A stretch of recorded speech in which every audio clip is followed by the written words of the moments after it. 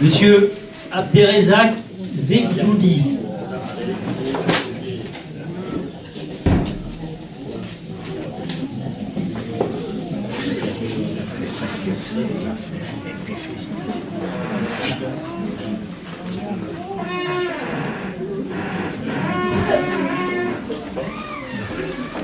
Monsieur Hassan Habib.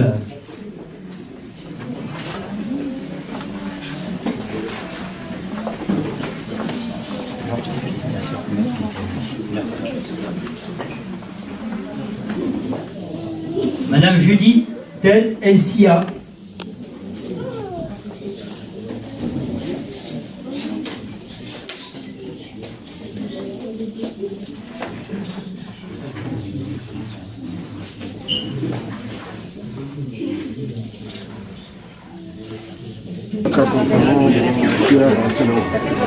Je dirais c'est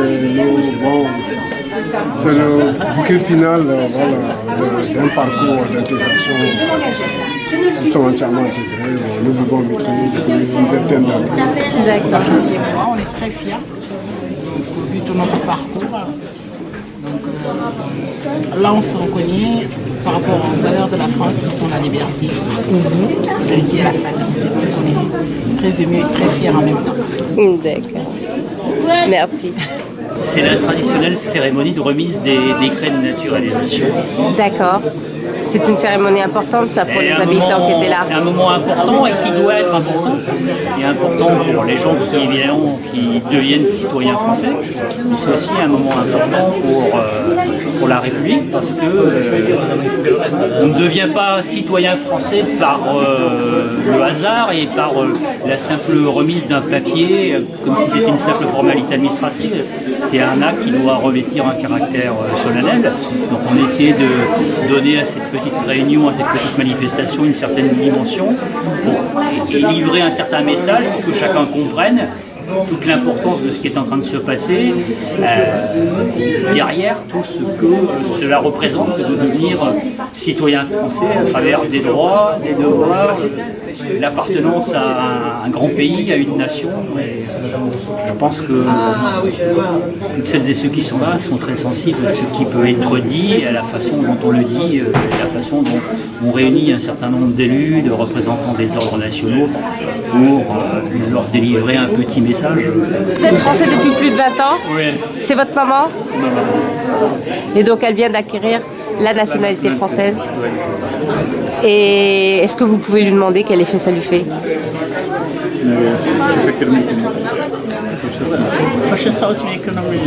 Voilà, c'est une définition de la nationalité française. Voilà. Ouais. Déclaration, voilà. L'intégration dans la nationalité française. Voilà. Et donc c'est ce document que vous avez reçu aujourd'hui? Voilà qu'on a reçu aujourd'hui. Bon, voilà, moi je suis un ancien français, je l'avais perdu. Bon, donc je suis à nouveau réintégré dans la nationalité. Bon, voilà. J'espère que je ne vais plus la perdre cette fois-ci. Je vais rester de façon permanente avec ça. Et en plus de ça, bon, du pain béni, bon, alors, je vais transmettre ça à mon petit garçon bon, voilà, qui a 11 ans. Bon, voilà. Donc voilà, on n'a plus rien à faire comme démarche perso. Bon, voilà, il a déjà. Donc voilà, je suis très heureux. Ça vaut de l'or aujourd'hui. Ça y est, c'est de l'or aujourd'hui. Les représentants des deux ordres nationaux, la Légion d'honneur dont je suis le représentant, et l'ordre national du mérite, vous avez vu, deux titulaires. Monsieur Ray qui est toujours présent.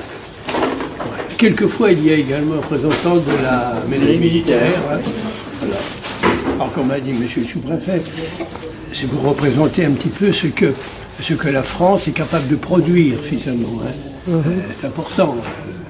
Sans faire allusion à sa propre personnalité, les ordres nationaux représentent quand même ce qu'on fait de mieux dans la nation, à un certain niveau. On ne peut pas non plus, une personne qui a 62 ans, 63 ans, qui peut arriver depuis trop longtemps, ou qui a eu un travail difficile dans sa vie, n'a pas forcément eu le temps d'aller... voilà.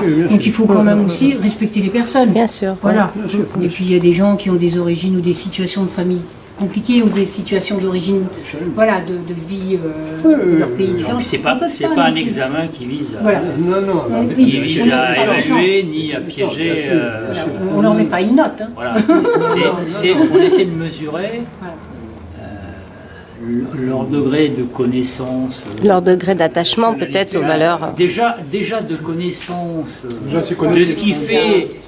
de ce qui fait la force d'une nation, enfin d'un pays, à travers son histoire, ses symboles, et à quelques références qu'il faut connaître, ou en tout cas appréhender.